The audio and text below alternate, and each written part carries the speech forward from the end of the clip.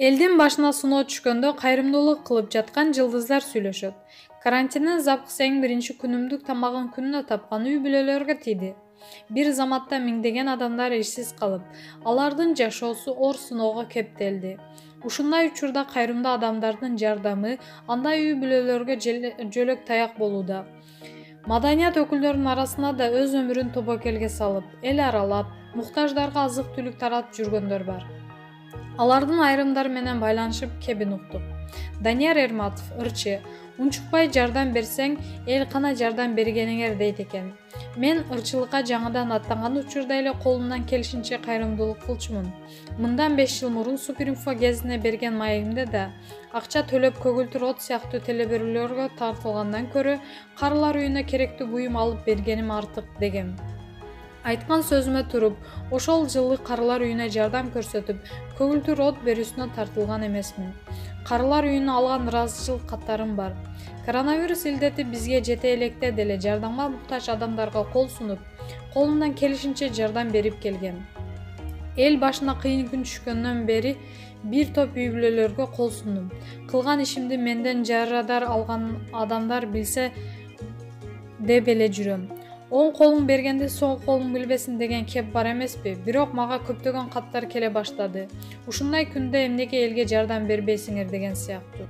Илимдүү, билимдүү адамдар менен кеңештим. Алар да силер эл көзүндө адамсыңар, жакшылык иштериңерди элге көрсөтүп турушуңар керек. Силерди ээрчип бир топ адамдар кайрымдуулук иштерин жасоого бел байласа жакшы да, дешкенден кайрымдуулук иштерин тууралуу социалдык тармактагы жеке баракчам аркылуу көрсөтө баштадым.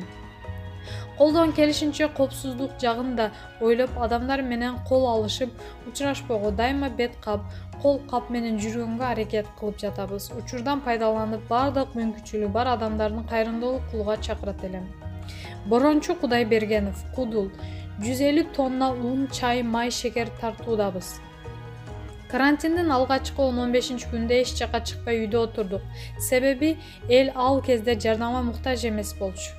Колунда болгон азык-түлүк менен азыктанып тынч жатты дегендей. Анан акырындап тааныш туушкандарга каралаша баштадык. Андан соң тамадалар ортодон каражат топтоп 60-70 үй бүлөгө колубуздан келишинче жардам көрсөттүк. Канттагы Азия медициналык институтунун негиздөөчүсү досум Тентишев Эркин Саткынбаевич менен биргеликте 150 тонна ун, бул 3000 кап болот экен.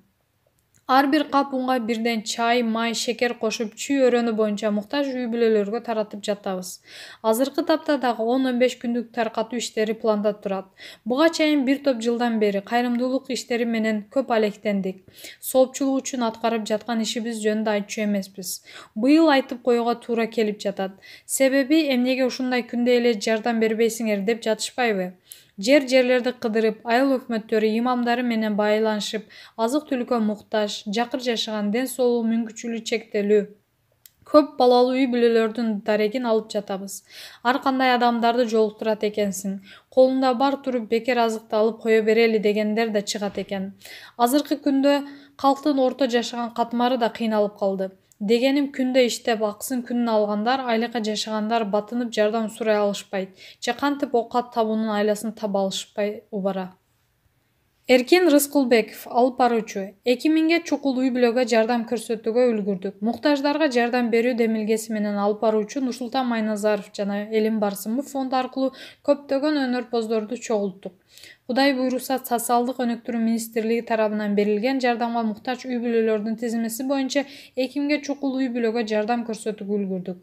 Кароосуз калган кары-картаңдарды, мүмкүнчүлүгү чектелген адамдарды, кичинекей бир бөлмөдө 6 баласы менен ачыкка отурган үй бүлөлөрдү көргөндө жүрөгүң ооруйт. Үйгө дагы кандай жардам кылсам болот деген ой менен кайтасың. Биз телефон аркылуу сүйлөшүп, айтылган дарекке азык-түлүгүбүздү көтөрүп барып жатабыз да. Баргандан кийин жашоо шарты жакшы экенин көрүп, алып баргандарыбызды бербестен артка кайткан учурлар болууда. Жардамды чыныгы муктаж адамдар алса дейт экенсиң. Ошол эле учурда 1 литр майы ашыгыраак бар болсо, ошону муктаждарга жеткирип койсоңор деп келгендер бар. Колунан келгендер $1000, $2000 чейин жардам берип жатышат. Асел Кадырбекова, ырчы: көбүнчө оорулуу балдардын ата-энелерине кол сундук. Биз ырчылар Сайгал Садыбакасова, Малика Дин үчөөбүз биргеликте каражат топтоп, 10 үй бүлөгө азык-түлүк жагынан жардам көрсөттүк. Көбүнчө ДЦП диагнозу бар балдардын ата-энелерине кол сундук. Андан тышкары жалгыз бой энелерди тандыдык. Шаардын ичиндегилерге эле жардам берип жатасыңар деген катар көп келгендиктен, мүмкүн болушунча шаар сыртындагы айылдарга барууга аракет кылдык. Негизи элге көрсөтүп берген кайрымдуулуктар, анан көрсөтпөй берген кайрымдуулуктар болот да.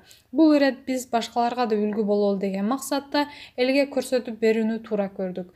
Буга чейинки муктаж адамдарга жардам берген учурларыбыз көп эле болгон. Маалымат булагы Супер Чекиткейжи.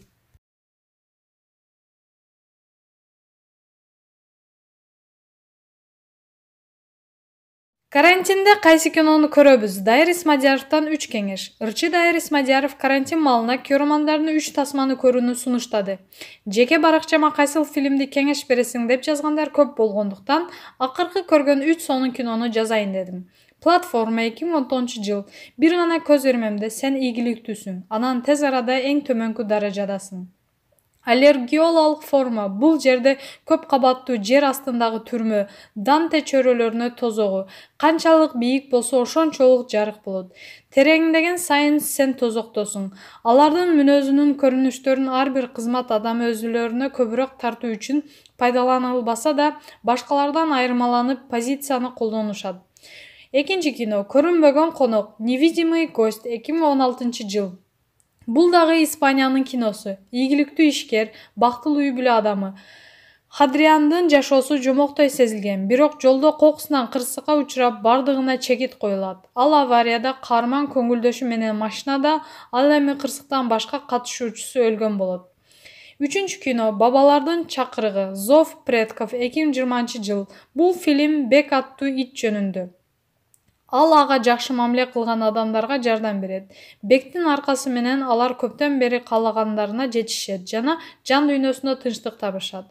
Бек чынчыл, алдай албаган, татаал жашоодон жана эртеңки күндөн коркпойт. Убакыттын өтүшү менен ал өзгөрбөй адеп ахлактын туруктуулукту көрсөтөт. Бул фильмди көргөндө адамдар жаныбарлардан көп үйрөнө турган нерсеси бар. Сиз дагы соңку көргөн фильмдердин атын жана эмнеси менен жакканын жазыңыз деп пост бөлүштүрчү. Эскерте кетсек, Дайыр Исмадияров 1986 жылы 16 июлда Кыргыз Республикасынын Ош облусунун Өзгөн шаарында туулган. Кыргыз шоу-бизнесине биринчи кадамды 2008 жылы жасаган. Репертуарында 30га жакын ырлар бар. Маалымат булагы Заман Чекиткейжи.